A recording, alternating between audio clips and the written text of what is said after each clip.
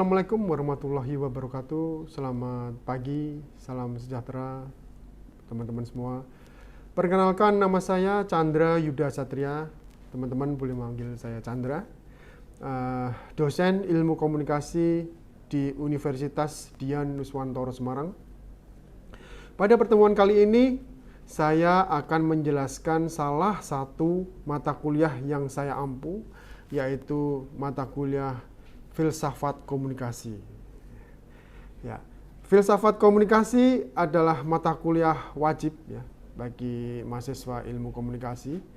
Biasanya untuk di semester 2 sudah ditawarkan, khususnya di semester genap ya, semester 2 dan 4 dan sebagainya.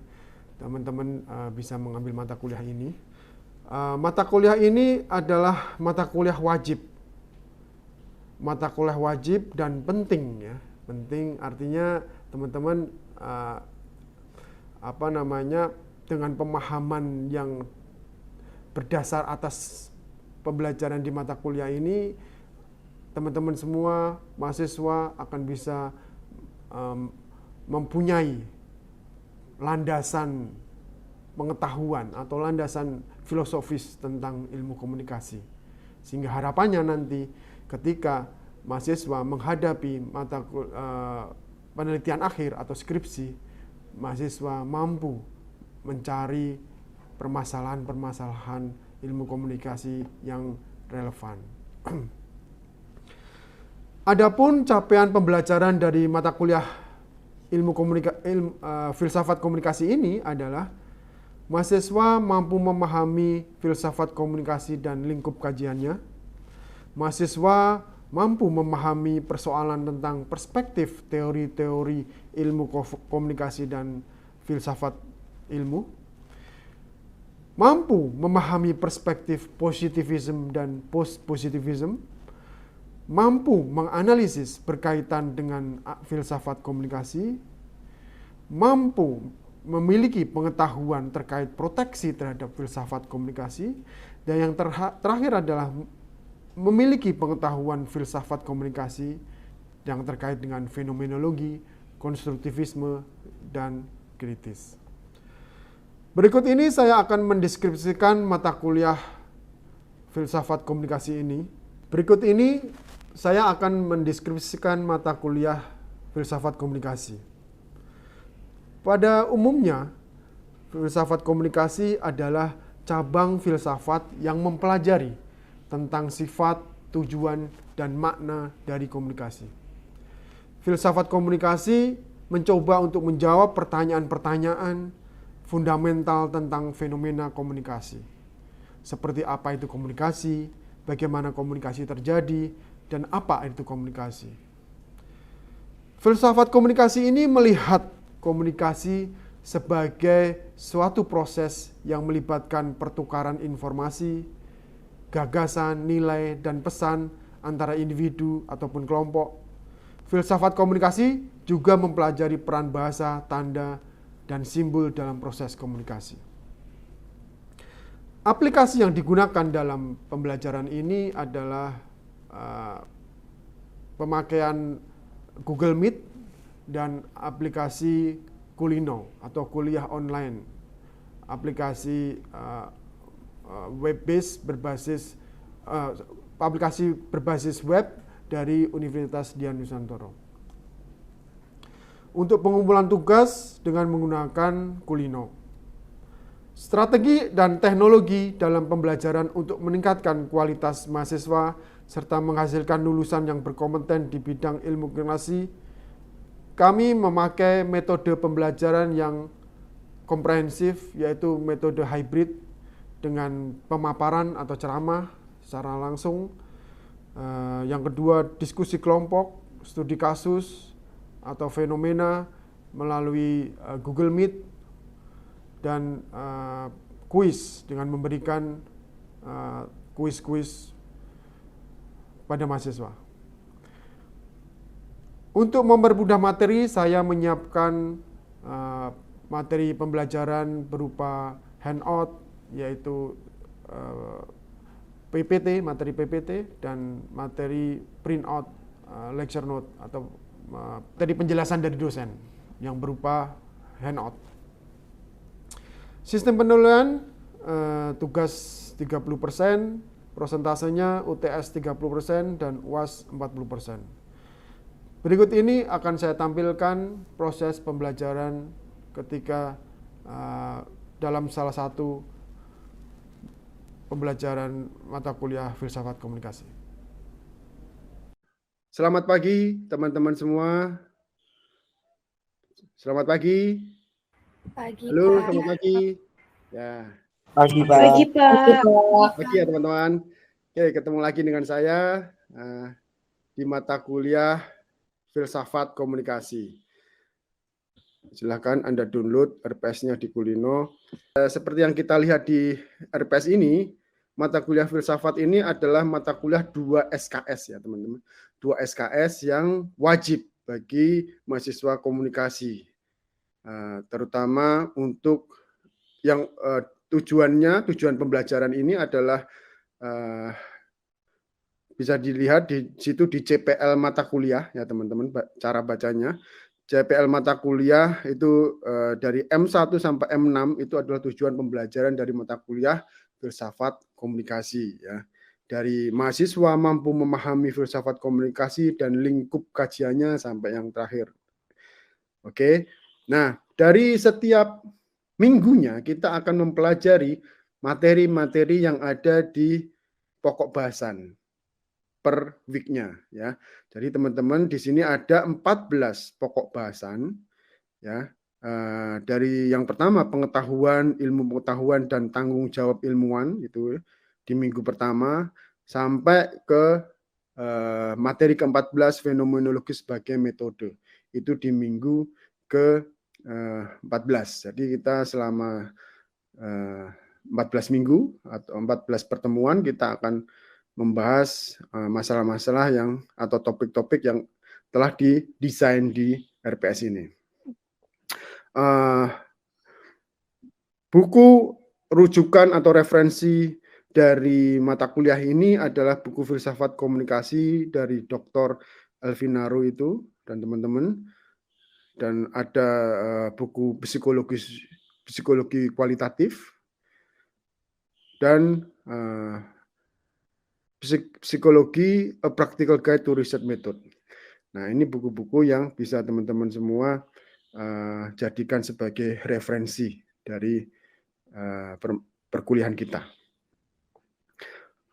Oke, di RPS ini juga kita bisa eksplorasi lebih dalam tentang rancangan pembelajaran setiap minggunya. Dari minggu pertama sampai minggu ke-14 ya. Apa saja yang kita pelajari bisa Anda eksplorasi di RPS ya. Silahkan di-download dan dibaca-baca RPS-nya. Minggu kali ini kita akan membahas ya seperti tentang perspektif teori-teori komunikasi. Sudah kelihatan jelas apa belum? Sudah, Pak. Sudah ya. Oke, di minggu ini membahas tentang perspektif teori-teori komunikasi. Nah, perspektif seperti yang bisa kita lihat di layar ya. Perspektif itu adalah cara memandang atau cara kita menentukan sudut pandang ketika mengamati sesuatu ya. Perspektif dalam ilmu filsafat adalah cara pandang ya, atau sudut pandang. Dari mana seseorang memandang suatu masalah atau fenomena. Jadi kita sebagai mahasiswa komunikasi ya, yang belajar tentang ilmu komunikasi, kita harus bisa memandang segala problematika atau problem komunikasi dari berbagai macam perspektif. Kita, perspektif selalu mendahului observasi. Jadi setiap observasi atau nantinya kalau teman-teman sudah mulai mengerjakan skripsi ya. Ya, Anda akan mulai mengobservasi, akan mulai meneliti ya. Nah, di awal ketik awal dari proses penelitian itu harus menentukan perspektif dulu. Ya. Saya mau meneliti dari perspektif mana? Nah, itu harus Anda tentukan. Misalnya teman-teman peneliti atau saya peneliti tidak boleh mempengaruhi nilai dari bola itu. Karena secara apa adanya, secara real, secara realisme, bola itu adalah bulat itu ya. Bulat, terus biasanya bola itu kan ada kayak kalau bola sepak bola, bola yang beneran itu bola kulit itu ya. Itu kan ada hitam putih warnanya gitu. Nah, itu realismenya. Jadi nilai-nilai misalnya saya pengen membuat bola itu sebagai misalnya bola itu berwarna pink gitu ya. Bola sepak bola berwarna pink, berwarna orange, berwarna biru misalnya. Tidak boleh, nggak boleh. Karena secara realisme bola itu ya hitam putih itu. Jadi aliran ini mengklaim pengetahuan dianggap benar jika sesuai dengan kenyataan. Nah, ini realisme ya. Jadi itu ya kira-kira realisme ya. Jadi menganggap sesuatu itu sesuai dengan apa yang bisa kita lihat, kita rasa, kita raba. Nah, yang kedua adalah nominalis. Nominalis ini berasumsi bahwa dunia sosial adalah eksternal pada persepsi individu. Jadi dampak dari persepsi yang dipunyai oleh individu, masing-masing kita peneliti misalnya. Tersusun tak lebih dari sekedar nama, konsep, label yang dipakai untuk menyusun struktur realitas. Jadi realitas itu terdiri dari struktur. Konstruksionis ini aliran yang berpendapat bahwa kita, peneliti ya, tidak pernah mengerti realitas sesungguhnya secara ontologis. Ontologis ya, seperti kita bahas minggu lalu, ontologis itu adalah ilmu tentang keberadaan sesuatu ya. Being-nya, adanya itu seperti apa. Nah, aliran konstruksionis ini tidak pernah mengerti realitas sesungguhnya secara ontologis. Keberadaannya itu nggak pernah ngerti gitu. Pulpen itu nggak pernah dimaknai sebagai sebuah konsep real seperti ini. Misalnya gitu ya, konsep. Pulpen itu menurut saya. Positivis ini mengkritik positivis. Positivis itu lebih ke tadi ya yang realisme. Nah, dalam positivis ini kita mengenal perspektif, ada 5 perspektif ya, positivis, postpositivis, interpretif, konstruktivis, dan teori kritis. Nah, kelima perspektif ini muncul dalam kerangka pencarian penemuan ilmu pengetahuan. Dimulai dari positivis tadi ya, yang lebih ke realisme tadi, yang mengadopsi metode ilmu alam. Itu realisme itu kan diadopsi dari metode ilmu alam, yang asal muasal ilmu pengetahuan dulu kan. Lalu dikritik karena terlalu mencari fakta atau penyebab fenomena sosial namun kurang mempertimbangkan keadaan subjek individu. Muncullah postpositivis. Ya. Nah, paradigma postpositivis atau realisme kritis itu yakin pada ilmu dapat mempelajari realitas secara mandiri atau lepas dari pikiran kita. 4 paradigma postpositivis ada yang pertama rasional, yang kedua fenomenologi interpretif, yang ketiga teori kritis dengan pandangan dunia yang menggugat ketidakadilan demi membangun keadilan. Ya, kritis itu kan dia akan melihat dari setiap keadilan, misalnya pembangunan di Semarang, gitu ya.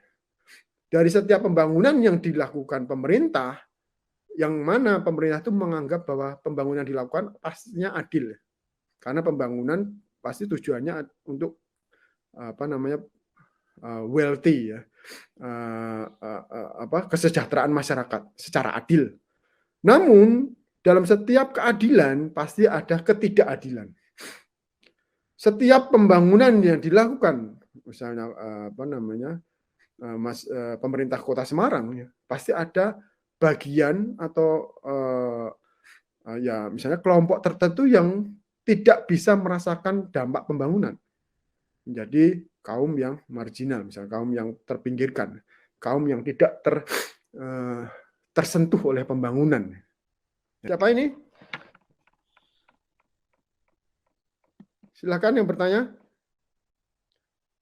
Oke, ini yang bertanya, ini ada yang bertanya, silahkan langsung aja. Mau tanya Pak, Oke, apakah Tiara ya. perspektif Ya, Tiara, gimana? apakah perspektif dapat mengubah pikiran seseorang? Seperti contoh, pertama dia memandang sesuatu tuh bersifat positif, nah jadi negatif gitu Pak. Oke, dari perspektif ya. Apakah bisa mengubah pandangan seseorang dari tadinya negatif menjadi positif gitu? Iya Pak. Tiara, oke, Tiara. Pertanyaan yang bagus ya. Oke, langsung saya jawab ya, Tiara. Jadi perspektif itu adalah cara pandang ya. Cara pandang berarti ya bagaimana kita memandang. Kita memandang sesuatu apakah itu negatif, positif, apakah itu benar, salah, itu adalah bagaimana cara kita memandang. Jadi ketika kita memandang sesuatu itu negatif gitu ya, negatif itu atau salah gitu ya, katakanlah salah tadi kata Tiara tadi negatif ya, bahasanya kan negatif dan positif ya. Kalau apa namanya itu kan sama aja dengan salah dan benar gitu ya. Ketika Tiara memandang sesuatu permasalahan itu benar atau salah, itu perspektif apa yang digunakan oleh Tiara.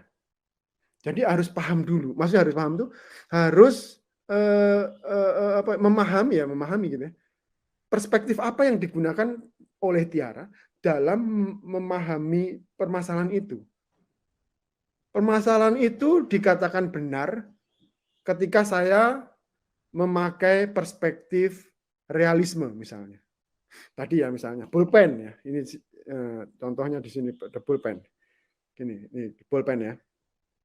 Pulpen ini kan secara realisme ya, itu kan bentuknya seperti itu ya. Garis ada warnanya hitam putih itu, terus itu pelonjong, terus ada lancip-lancip itu untuk menulis, terus diisi tinta. Itu kan realisme, konsep realisme, apa adanya. Gitu. Namun ketika Tiara memakai perspektif yang lain, misalnya tadi perspektif konstruktivis gitu, Tiara boleh mengkonsepkan, memberikan konsep yang berbeda dari realitas tadi. Bahwa pulpen itu nggak cuma sekedar seperti ini gitu. Bisa jadi pulpen itu bulat ya. Izin bertanya. Ya. Bagaimana sih Pak cara mudah untuk membedakan antara paradigma positif dan post positifme itu? Oke, ya, pertanyaan bagus, Lydia. Tadi seperti saya bilang di materi ini, kita post positivis itu adalah merupakan kritik dari positif, ya, karena positif dulu, ya kan, terus baru post. Post itu setelah ya, post ya, post setelah positif. Post positif berarti setelah positif. Jadi ada masa di mana positif, ada masa setelah post positif, namanya post positif. Oke. Nah, pembedaannya gimana? Pembedaannya paling dasar adalah tadi perspektifnya sangat berbeda dari sisi perspektif. Yang positivis itu lebih ke realisme, ya. Kalau di materi ini, di materi yang tadi saya jelaskan, itu ada realisme, ya. Mana tadi? Ini ya. Ada realisme. Ini nominalis.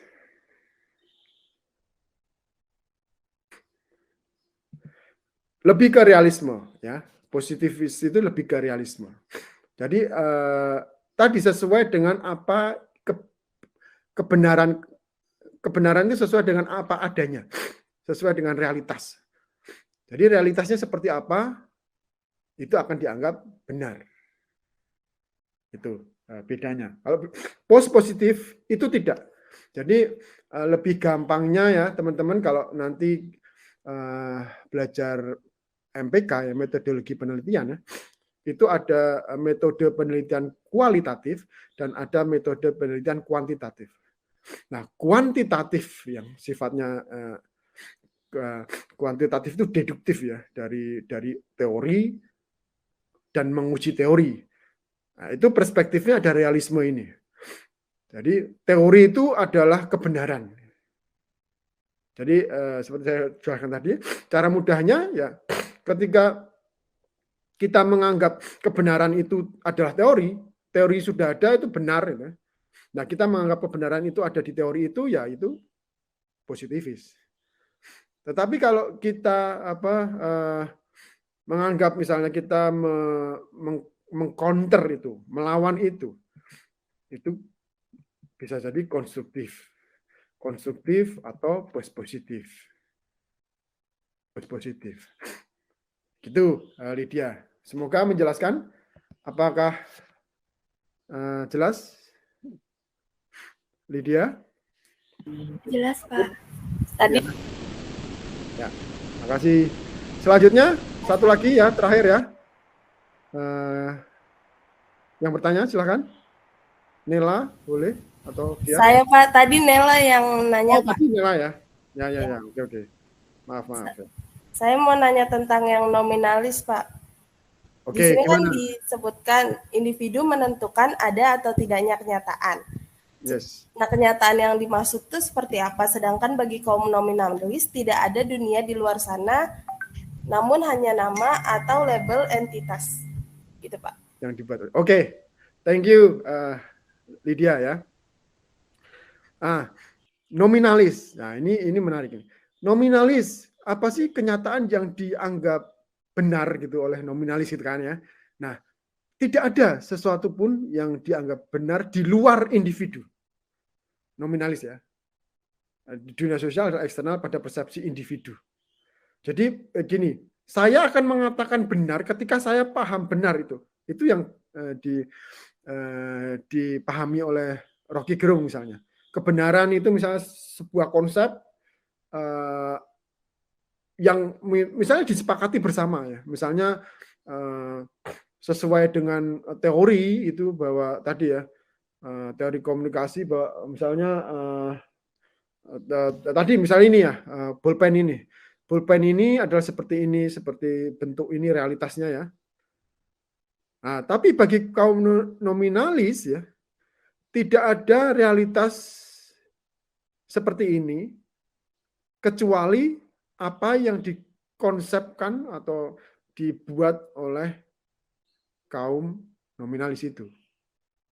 Jadi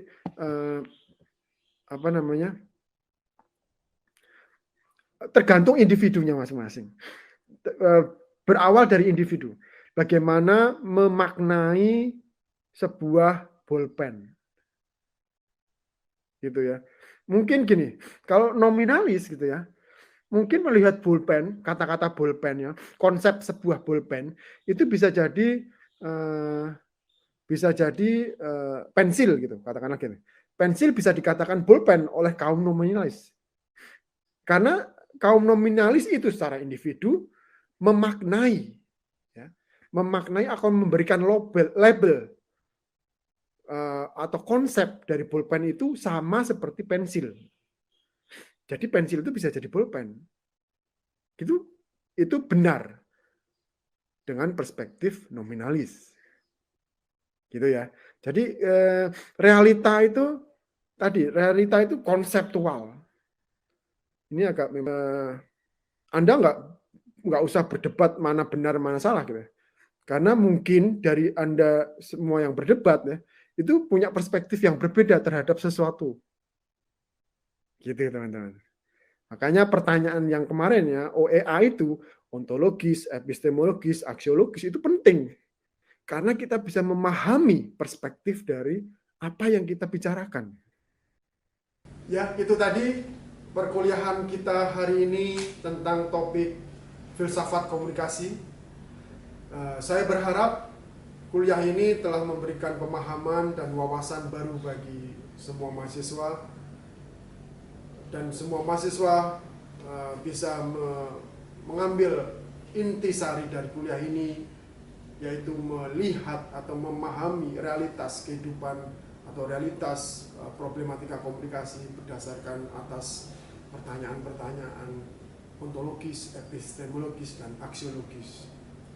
Terakhir, saya ingin mengucapkan terima kasih kepada semua mahasiswa yang telah menyempatkan waktu untuk melihat acara hari ini, ceramah kita hari ini.